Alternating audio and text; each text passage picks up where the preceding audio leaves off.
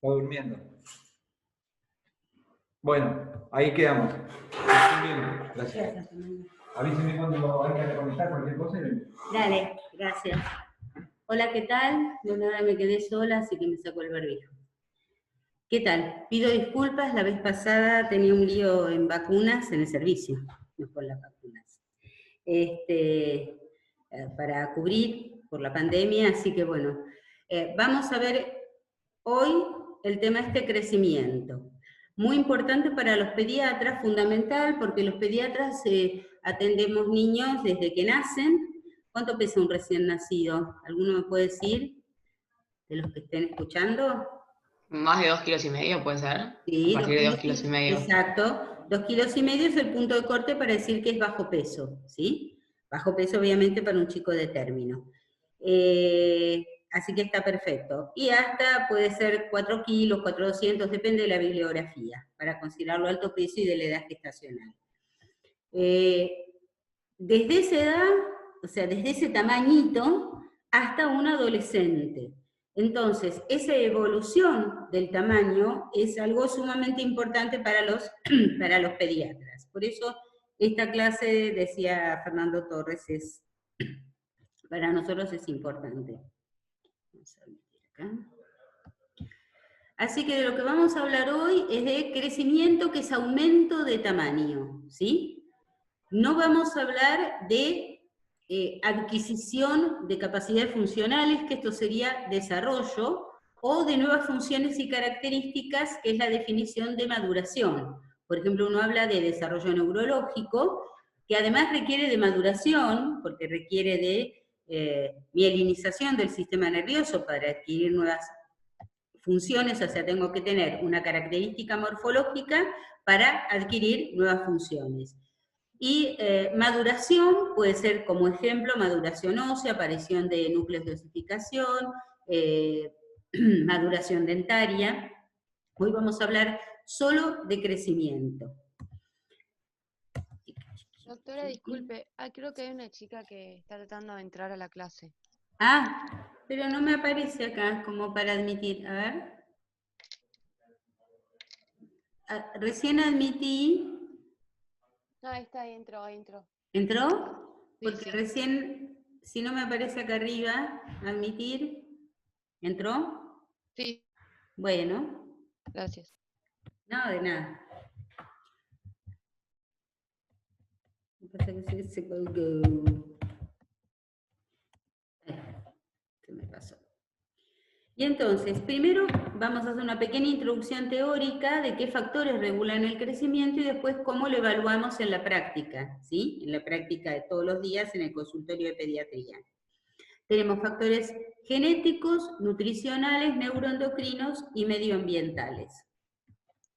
Los factores genéticos, todos lo sabemos, regulan absolutamente todo, desde el crecimiento hasta la predisposición a tener determinadas enfermedades. Pero puntualmente para crecimiento van a tener una acción permanente durante todo el proceso de crecimiento.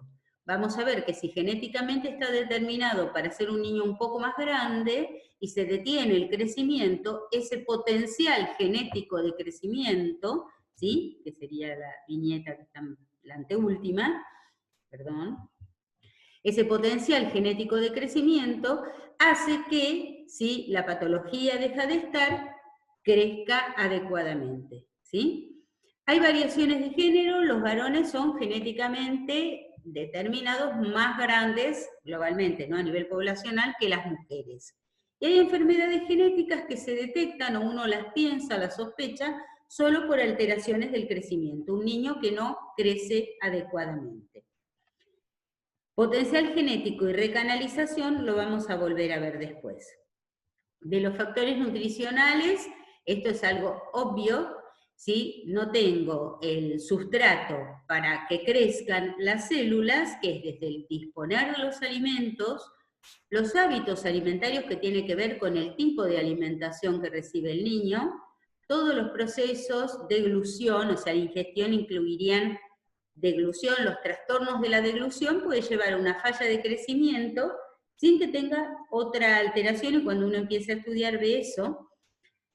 proceso de digestión, absorción, piensen en un síndrome malabsortivo como la enfermedad celíaca, trastornos del metabolismo, esto ya es menos frecuente, una acidosis tubular renal, doy como un ejemplo de cada uno, y trastornos en la excreción, patologías en las cuales se pierden proteínas, por ejemplo, enteropatía perdedora de proteínas, poco frecuente, o un síndrome nefrótico, también va a tener otros trastornos por los cuales no crezca, ¿sí? Por la falla renal que puede tener, pero también por la hipoproteinemia. Dentro de los factores neuroendocrinos, uno piensa en crecimiento, hormona de crecimiento. Y en realidad existen dos hormonas que son fundamentales para el crecimiento, que es la hormona tiroidea y la insulina. Insulina, hormona anabólica por excelencia, y la tiroides, que si el niño nace con hipotiroidismo congénito, sabemos que va a tener una alteración en su desarrollo neurológico, ¿sí? Pues va a tener, si no es suplementado con hormona tiroidea en forma precoz, o sea, diagnosticado y suplementado, va a tener retardo mental y además trastornos de crecimiento. La hormona de crecimiento tiene importancia o relevancia más a partir de los 2 años, sería en el periodo de segunda infancia, ¿sí? Y las hormonas sexuales, como su nombre lo indica, en el momento del empuje puberal. El último factor, que no es menos importante que los otros, es todo el medio ambiente, por eso está incluido como factores medioambientales. Tenemos, en esta clasificación, los dividimos en vinculares, socioeconómicos, del medio ambiente en sí y de crianza. Y en las siguientes diapositivas vamos a ver algunos factores que se asocian con trastornos de crecimiento, en general con medro del crecimiento, o sea, con un crecimiento inadecuado. Dentro de los factores vinculares, tiene que ver con la familia, básicamente con la madre, la baja educación materna, un embarazo no deseado, niño abandonado, obvio, pareja inestable, la mamá adolescente o soltera sin una familia de sostén, no todas las mamás adolescentes van a tener un hijo que no crezca bien, ¿sí? Y el tiempo que dispone la madre para la atención del niño, que esto tampoco tiene que ver con el nivel socioeconómico, sino con el vínculo madre-hijo. Dentro de lo socioeconómico hay algunos indicadores que se toman, que es accesibilidad a los alimentos. Hay un indicador que si existen más de 2 hermanos menores de 5 años en un hogar de bajos recursos, hay mayor probabilidad de que alguno sea desnutrido, que no crezca bien. Ingresos inestables, adicciones, alcoholismo. Del medio ambiente se refiere a cuántos viven en una casa, cuántas habitaciones tienen, o sea, el indicador sería el hacinamiento, y la disposición adecuada de excretas, de agua potable y de la basura. Y dentro de la crianza, si bien se vincula bastante al primero, ¿sí? Al vincular, en la crianza intervienen otros factores. Por ejemplo, puede ser una mamá que tenga el tiempo adecuado, pero en el momento de la comida no hay una interacción adecuada, ¿sí? Hoy en día se habla mucho de la alimentación perceptiva, que tiene que ver con aprender, y es un aprendizaje esto, el pediatra puede dar algunas pautas, pero aprender las señales del niño como para saber si tiene hambre o no, ¿sí? Porque vamos a tener niños muy comilones, niños inapetentes. Mamás pasivas que están mirando el celular y le dan o el pecho mirando el celular, o sea, no hacen una interacción con su hijo mientras lo alimentan, o le dan así la cucharita sin boca en boca. Comida no diferenciada para el niño, esto especialmente a partir de los 6 meses, que se comienza la alimentación complementaria. Niños que no comen, que son inapetentes, estos chicos existen, es la famosa consulta, el nene no me come. Edad inadecuada para alimentación complementaria, ¿ustedes ya tuvieron la charla de lactancia? Sí. Sí. Bueno, ¿cuándo les dijeron que era recomendado? O sea, las recomendaciones de la Sociedad Argentina de Pediatría. A partir de los 6 meses, ¿no? Perfecto.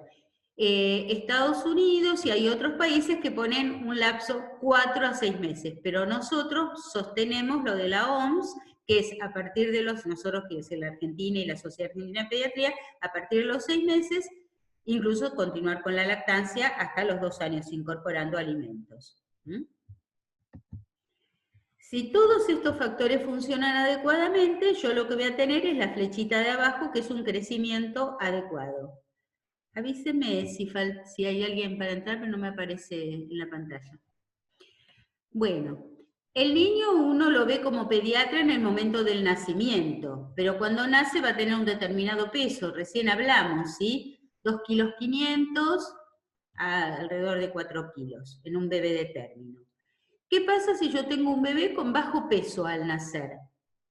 Es de término, pero pesa menos de 2,5 kilos. Tengo que pensar que no creció adecuadamente intraútero. Entonces, existe todo un periodo de crecimiento intrauterino que uno lo evalúa retrospectivamente. Y se divide en 2 etapas, el periodo embrionario y el fetal. En el embrionario, como actúa precozmente en la gestación, va a retrasar todo. El peso, el chico va a nacer con bajo peso, baja talla, y si es muy grave, el retardo o retraso de crecimiento intrauterino, perímetro cefálico menor al adecuado, microcefalia. En cambio, en el fetal ocurre en las últimas etapas del embarazo, segundo y básicamente tercer trimestre, donde lo que se afecta es el peso. Este es el más frecuente de ver. Son niños que nacen talla adecuada, perímetro cefálico normal y peso bajo. Son largos, cabezones y flaquitos, ¿sí? Vamos a ver qué puede causar esto. El primero, el embrionario, pensé que había otra diapositiva. El embrionario es hasta la semana 12 de gestación, el primer trimestre, ¿sí? ¿Y qué noxas actúan para que exista este retardo tan malo, porque afecta a todo, incluso hasta una microcefalia? Puede ser una infección como el síndrome de rubiola congénita, adicciones, síndrome de alcohol fetal, digamos, tiene que actuar a lo largo de todo el embarazo. Bueno, hace pocos años se describió la microcefalia y otras malformaciones asociadas al virus Zika, ¿sí? En cambio, en el periodo fetal lo que pasa es que el chico no recibe suficientes nutrientes para esa última ganancia de peso que tiene previo al nacimiento. Y en general tiene que ver con disfunciones placentarias, esto es lo más frecuente, una hipertensión arterial materna no controlada, porque se ha visto que la desnutrición materna tiene que ser realmente muy, muy grave para que el niño nazca con bajo peso. Si no, la naturaleza tiende a preservar el peso del bebé. En el periodo postnatal, esto que dice primera infancia hasta los 5 años, es variable de acuerdo a la bibliografía. Se definía siempre primera infancia hasta los 3, pero luego se vio que los niños menores de 5 años tienen mayor vulnerabilidad a cualquier alteración, alteraciones medioambientales, catástrofes, alteraciones catastróficas como la pandemia y los trastornos económicos que está trayendo, ¿sí? Con mayor índice de pobreza, y por eso se pone primera infancia hasta los 5 años, pero por una cuestión de menor de 5, mayor vulnerabilidad a todos estos factores. La segunda infancia es cuando termina esta primera infancia hasta el empuje puberal. El empuje puberal como un periodo específico y finalmente la detención del crecimiento. La detención del crecimiento uno la va a poder ver, ¿con qué se les ocurre que la puede ver? O evaluar, algo sencillo. Y con los parámetros clásicos de talla, peso y después ubicarlos en su correcto percentilo. Que esté en su percentilo, pero una mamá que viene con un adolescente que me dice, es peticito, son todos altos en mi familia y es peticio y ya tiene 17 años. ¿Qué puedo buscar yo en ese chico? Algo simple. Un examen complementario simple. Cuando yo no tengo Radiografía. Para todo. cartílago de crecimiento, Radiografía. Sí, sí. claro, Las una epífisis. placa, ¿sí? Para ver edad ósea y cartílago de crecimiento de los huesos largos. Entonces allí, obviamente, el experto en crecimiento y que maneja hormona de crecimiento, se lo va a dar. También, digamos, se lo va a dar si tiene un backup, si tiene todavía cartílago de crecimiento como para poder crecer en estatura. Pero si ve que los cartílagos están cerrados, por más que yo le dé hormona de crecimiento, no va a crecer en altura, ¿sí? Ese niño, en talla. Un concepto que hay que tener en cuenta es la velocidad de crecimiento. El chico no crece todos los meses un poquito. La velocidad de crecimiento se define como saltatoria. Saltatoria quiere decir, podemos tener un periodo que va a ser más corto en el primer y segundo año de vida, en el cual el chico no crece. Habitualmente en el primer año de vida, todos los meses vamos a ver que crece algo, y momentos como entre los 4 años, 4 o 5 años, y el empuje puberal, en que el crecimiento es de alrededor de, acá no sé si ven que el punto está, esto no es que no crece, sino que crece 4 a 6 centímetros por año, ¿sí? Promedio 5 centímetros. Ahora, no es que eso dividido en un año crece X centímetros por mes. Puede ser varios meses que uno no vea variaciones de la talla y en un momento, pegó el estirón, ¿sí? Pequeños estirones. Por eso se dice que es saltatoria. Ahora, ¿por qué la velocidad es así, esta curva decreciente? Porque cuando nace y hasta el primer año de vida, un chico, fíjense, cuando nace, crece en el primer año de vida, alrededor tiene que ganar 25 centímetros en un año. ¿Tienen idea cuál sería la talla promedio, varones, mujeres, de un recién nacido de término? ¿Alguien tiene idea? Es de alrededor de 50 centímetros. Entonces, si ese chico fuera un niño promedio, al año de edad tendría que tener 75 centímetros de talla. Obviamente que hay variaciones de la normalidad. Pero esta velocidad de crecimiento baja notablemente en el segundo año de vida. Fíjense que es un poco menos de la mitad, ¿sí? Entre el primero y el segundo año, ya en el primer año, primer trimestre, segundo, tercero, cuarto, la velocidad va decreciendo. En el primer trimestre crece más rápidamente, en peso, en talla, ¿sí? Y en el segundo año baja a menos de la mitad de lo que debería haber crecido en el primer año.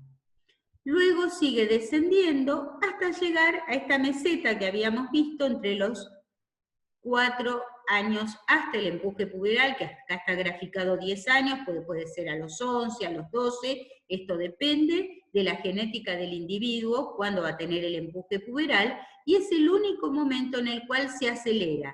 Puede llegar a crecer más de 10 centímetros en un año.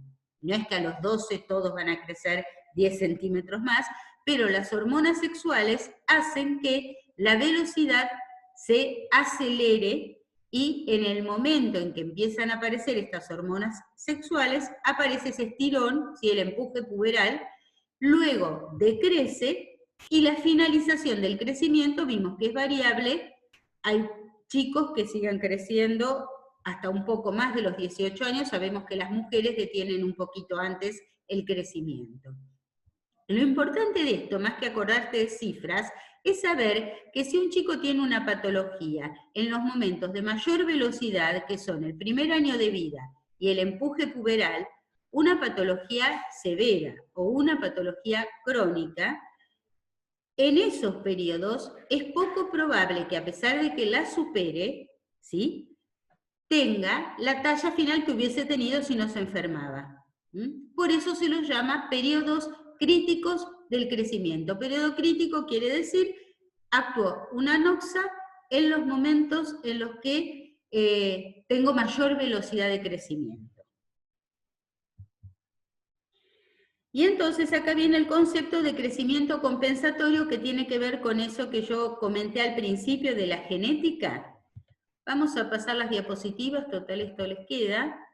Y en la gráfica está, fíjense, yo acá tengo un chico, está graficado peso, puedo señalar, peso, edad.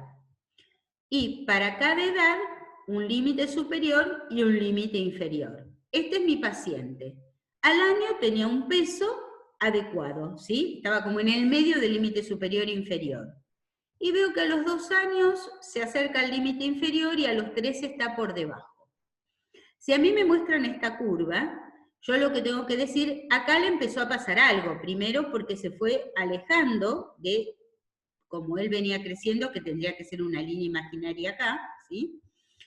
Y llega a estar por debajo del límite inferior normal. Esto puede suceder, por ejemplo, en la práctica, enfermedad celíaca, volviendo a un síndrome de mala absorción.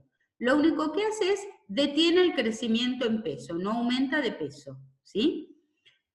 Se diagnostica, se le hace la dieta adecuada y si no pasa mucho tiempo, ese chico tiene esto que es aceleración del crecimiento. Habíamos visto en una curva de velocidad que no existe aceleración, excepto esto, que ocurra alguna noxa, una medicación, por ejemplo un síndrome nefrótico que lo tratamos con corticoides mucho tiempo, el corticoide también detiene el crecimiento. El organismo, de acuerdo a esa información genética, tiene la capacidad de acelerar el crecimiento. Esto es crecimiento compensatorio, es aceleración del crecimiento después de una desaceleración, por cualquier causa, ¿sí? Esta es la capacidad que tiene el organismo. Entonces quiere decir que si tenía una enfermedad celíaca que lo dejó flaquito, si yo la trato adecuadamente y en tiempo, ese chico va a compensar y puede llegar a tener el peso que tenía que tener si no hubiese tenido esta detención. Perdón, ¿y ahí la talla que alcanza es la misma que alcanzaría si no hubiera tenido la detención, gracias al crecimiento compensatorio, o sigue afectando su talla final? No, claro, no siempre se alcanza, depende del tiempo que yo tarde en hacer el diagnóstico y el tratamiento adecuado, y a veces, si es por una medicación, hace muchos años teníamos solo corticoides, por ejemplo, hoy hace muchos años que se usan otras medicaciones, para los chicos con AIJ, artritis idiopática juvenil. Y uno los veía a lo largo del tiempo para evitar las pucelos, los brotes, recibían corticoides a muy altas dosis y los veías peticitos, porque recibían corticoides, pero yo no le podía sacar esa medicación. Ya hace muchos años, con los biológicos, vemos chicos con AIJ con una talla normal, pero porque tengo un tratamiento que no altera el crecimiento, ¿sí? Ahí sí o sí tenía que dejarle y entonces nunca iba a alcanzar. En enfermedad celíaca diagnosticada a tiempo sí puede recuperar el peso que hubiese tenido. O sea, depende de la patología, depende del momento del diagnóstico y de la noxa. Pero Lo mismo pasa en el empuje puberal, sería lo mismo. O sea, el mismo concepto que mencionaste recién.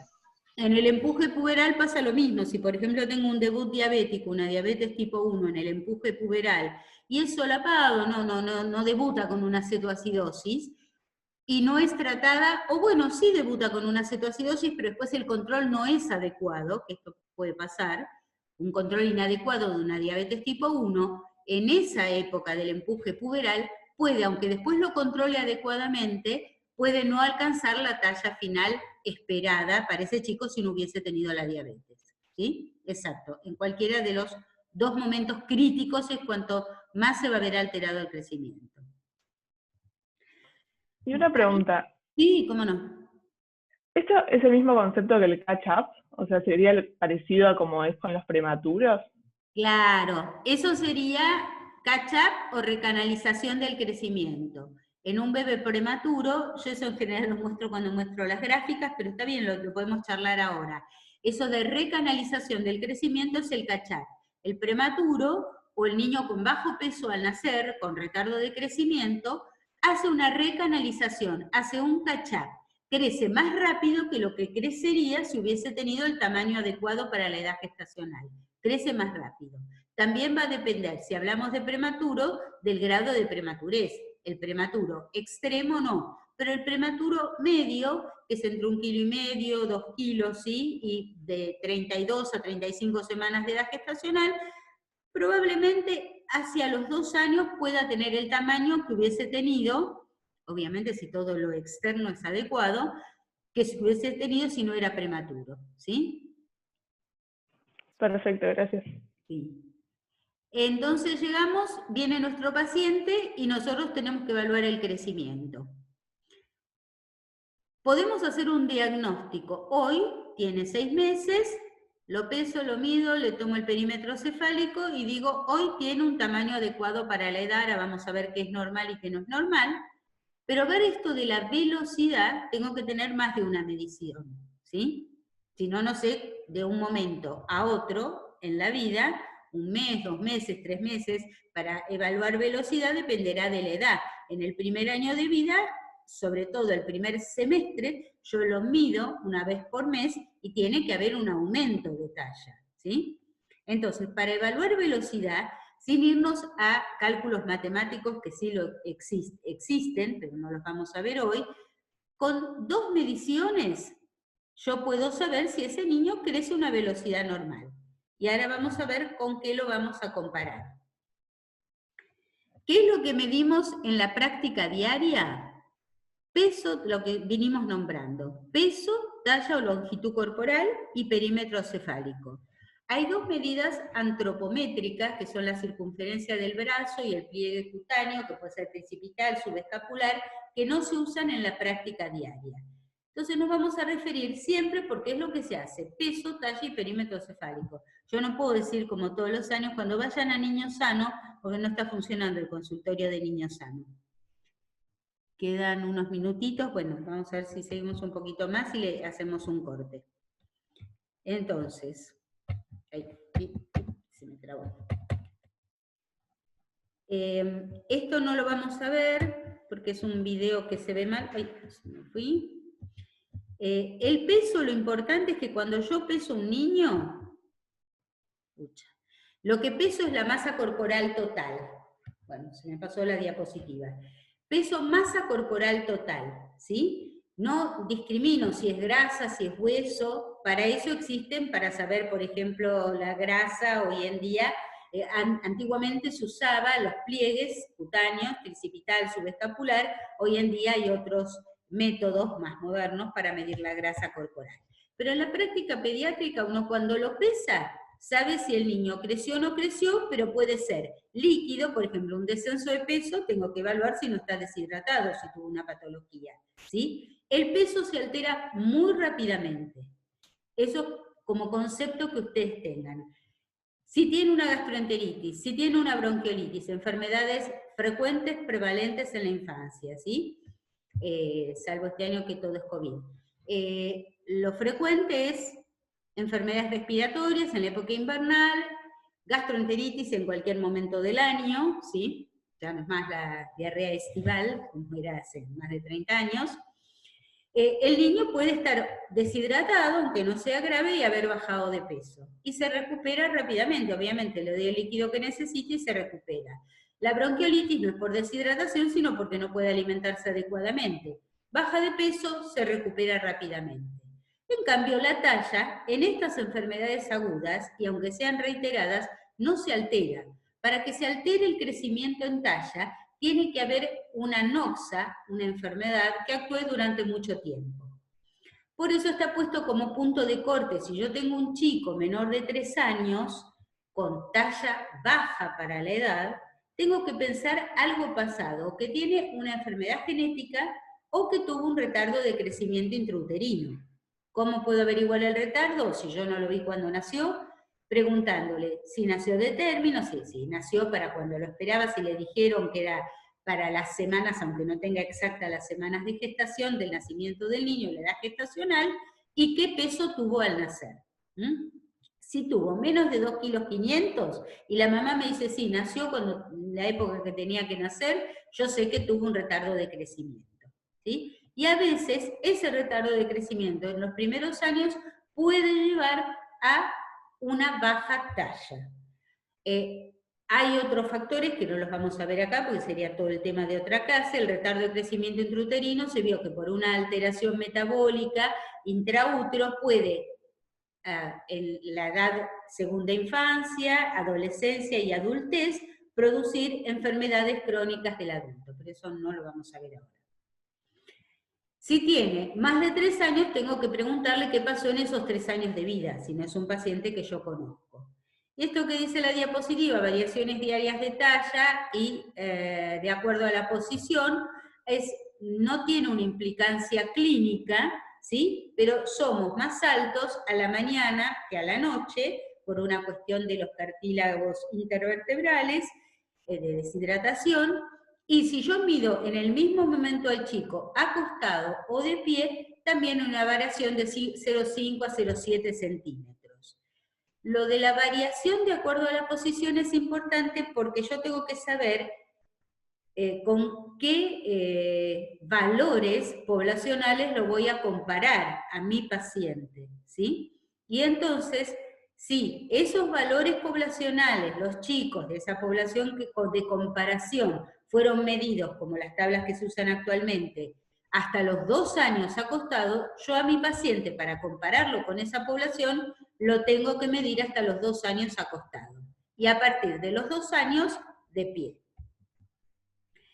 Este es el instrumento, antes se me pasó la fotito de la balanza, pero bueno, nosotros, si bien existen balanzas, esta es la balanza que usamos, las fotos son en blanco y negro porque están sacadas del libro del doctor Lejarraga, que vive consultor, primero del Gutiérrez, luego del Garrahan, Hospital Garrahan, es un experto en Argentina de crecimiento, y la balanza que tenemos, la verdad, en nuestros muchos consultorios son estas balanzas de pesas, ¿sí? Esta es la pequeña para lactantes y la otra la de pie. Ya las de pie casi no las vemos porque vemos las balanzas digitales. Ah, no me lo copió y por eso se me demora. Para talla tenemos un instrumento que se llama pediómetro. No veo el tiempo que queda. No veo. Bueno. Quería ver el tiempo que queda. Ahí lo miré, creo que dice algo de 4 minutos. Ah, bueno. No. Ahí está, 4 minutos. Lo veía yo, perdón. Doctora, tengo una pregunta. No son anteojos de miope los míos, sí. O sea que si el niño es menor de 3 años y tiene una talla menor a la esperada, vas a ir a buscar algo que haya sido intrauterino, le vas a preguntar el antecedente de cómo nació, si de término, no término, si prematuro, etc. Tal cual, tal Y cual. si es mayor de 3 años, vos vas a indagar algo que haya pasado después del nacimiento. O sea, ya no vas a pensar en retardo intrauterino. No, es raro que aparezca un retardo de talla en un chico de 5 años, una talla baja. Puede ser que sea un retardo de crecimiento y que no hizo adecuado el catch-up, pero la verdad que es muy raro. Uno lo busca postnatal, tal cual. Ah, ok. O sea que si vos lo agarrás en la primera consulta más grande de los 3 años y lo ves con una talla más baja, no puede ser que haya sido retardo intrauterino porque tendría que haber hecho el catch-up. Es posible, pero es poco probable. Es poco probable Perfecto. que sea un retardo de crecimiento intrauterino. Exacto. Y si es talla baja, tiene que haber sido un prematuro extremo. Pero además de la talla, le vas a ver la cabeza, tiene una cara especial. Los prematuros extremos tienen una cara de prematuro. Tendría que haber tenido una foto. Tienen cara de Perfecto. ¿sí? Una carita alargada, así como flacuchita alargada, los prematuros extremos. Vemos la medición de talla y paramos, así me pone los otros 40 minutos. Acostado se utiliza este instrumento que se llama pediómetro. Donde está la persona que sostiene la cabeza es una superficie fija, ¿sí? Ahí se está acabando. Y luego, esto donde tiene los pies en ángulo recto es una superficie móvil. Y sobre la tabla hay una cinta métrica. No es ninguna ciencia oculta. Esto mismo se puede hacer para la talla de pie con una cinta métrica colocada acá. El niño tiene que estar mirando al frente, no con la cabeza en hiperextensión. Si yo lo pongo en hiperextensión, va a medir a veces hasta 1,5 centímetros menos que si lo pongo con la cabeza mirando al frente. Hay un plano que se llama plano de Frankfurt, que es trago, órbita, que tiene que estar paralelo al piso. Esa es la posición correcta. Porque el vértex, que es la parte superior de la cabeza, esto es lo que me da la mayor talla de ese niño. Vamos a parar aquí porque estatura sentada no. A ver si me queda un minuto. Perímetro cefálico en realidad es importante en los primeros 2 años de vida. uno lo puede seguir midiendo, pero el 80% del tamaño se alcanza hacia el segundo año de vida, y uno, además de medir el perímetro cefálico en centímetros, es importante otra parte del examen físico, que es buscar la fontanela anterior. ¿Alguien sabe a qué edad aproximada se cierra? ¿Uno encuentra cerrado, debería encontrar cerrada la fontanela anterior? ¿No es también a los 2 años? ¿O estoy flasheando? Antes, no te escuché. ¿No es también más o menos a los 2 años? ¿O estoy Sí, un flasheando? poquito, 18 meses. Si uno la encuentra, sí, más o menos, entre el año y los 2 años. Si uno la encuentra puntiforme, uno palpa y la encuentra puntiforme, lo que tiene que hacer es ver el perímetro cefálico con una cinta métrica, ¿sí? Si es adecuado y aún uno tiene dudas, lo que hace es sacar una placa de tórax y ver si las suturas son permeables. Y si aún tiene dudas, hacer interconsulta con un neurocirujano, para que no se nos pase de largo una patología que se resuelve quirúrgicamente, que es la cranioestenosis, que es cierre precoz de suturas. O sea, no tórax, fontanela puntiforme, significa cranioestenosis. Primero hacemos toda una evaluación de la cabeza de ese chico. Vamos a cortar acá, porque lo de los pliegues se los dejo, pero la verdad que no se utiliza, al igual que circunferencia del brazo, tampoco en la práctica clínica habitual, es medir la circunferencia del brazo. ¿Y por qué no se usa? Porque varía muy poco en centímetros entre el año y los 6 años.